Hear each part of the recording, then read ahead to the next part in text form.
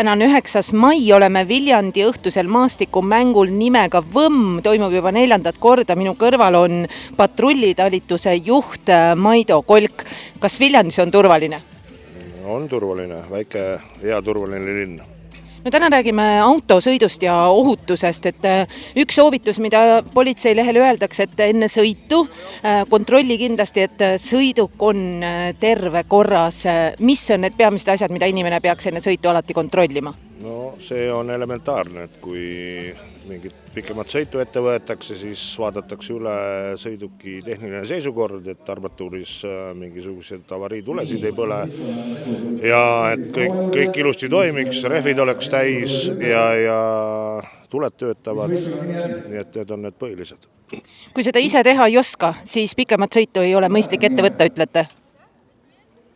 No kui tänapäeva autod ikkagi reeglina näitavad armatuurlauas ära, et kui midagi on autol viga, siis tuleks vaadata, mis see tuli seal tähendab ja siis otsustada, kas minna kohe remonti või mingid asjad kannatavad natuke oodata ka, aga ikkagi terve auto peaks olema. No ühe ennetusnõuandena seisab ka politseilehel, et varu kindlasti raha ja vaata, et kütust on piisavalt. Kui tihti tuleb politseisse selliseid kõnesid, et raha sai otsa ja kütus on ka otsas, mis nüüd saab? No ei tule tihti, aga tegelikult on ikkagi tulnud, et oleme ka aidanud inimest tanklasse, andnud mingi klaasipesuu vedeliku kanistri talle ja siis ta on tanklast 5 liitrit kütust võtnud ja siis on tanklani ise ära saanud, et meie tööst tuleb päris palju igasuguseid olukordi ette.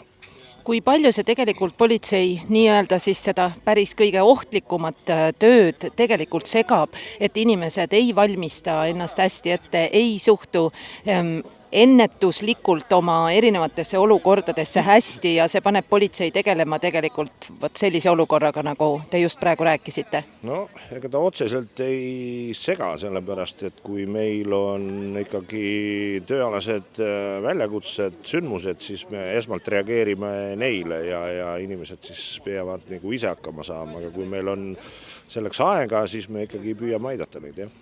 No üks hoiatus politseilehel on veel nii-öelda ennetusnõuandena kirjas, et ärge võtke peale hääletajaid.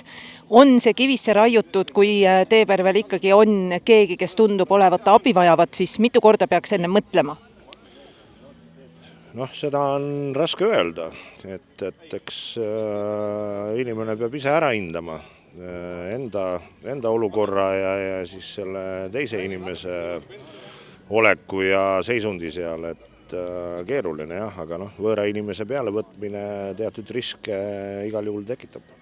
Räägime Viljandist ka. Kuidas on Viljandis liiklusega? Olete selle olukorraga rahul?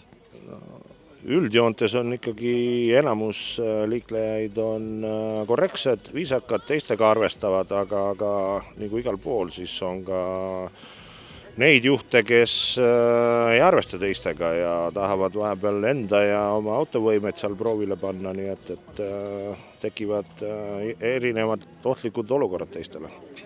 No te olete politsei küll, aga enne seda olete ikkagi inimene. Millal oli viimane kord, kui te hoidsite 2 käega inimesena peast kinni ja mõtlesite, et no milleks seda vaja oli?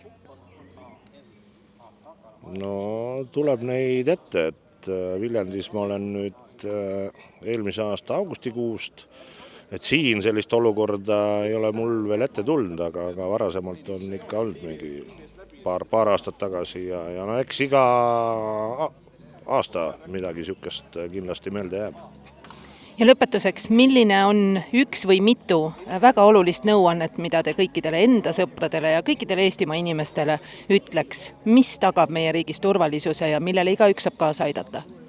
No ega kõik hakkabki meist endist pihta, et jälgime liikluses, mis me teeme, need piirangud, mis on kehtestatud, need on tehtud selle jaoks, et meil kõigil ohutu oleks ja põhiprobleem on siin inimeste kiirustamine ehk siis sõidukijuhtide kiiruse ületamine, aga tasub mõelda, et kõik me tuleme hommikul koolist või läheme kooli, tööle või lasteaeda ja eesmärk on ikkagi kõigil see, et kõik jõuaksid ikka õhtuks ilusti oma koju.